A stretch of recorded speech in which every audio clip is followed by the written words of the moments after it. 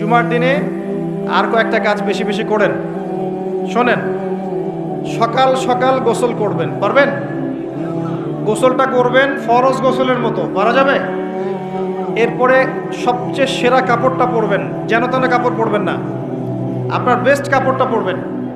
মসজিদে আপনি আল্লাহর সাথে সাক্ষাৎ করতে যাবেন, নোংরা কাপড় কেন পরে যাবেন?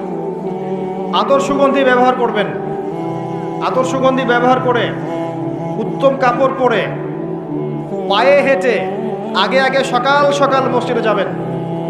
যে সবার আগে ঢুকবে একটা উট কোরবানির নেকি পাবে, যে তারপরে ঢুকবে সে একটা গরু কোরবানির নেকি পাবে, এরপরে যে সে একটা ছাগল, তারপরে মুরগি, তারপর ডিম, এভাবে আস্তে আস্তে আস্তে আস্তে কমতে থাকবে।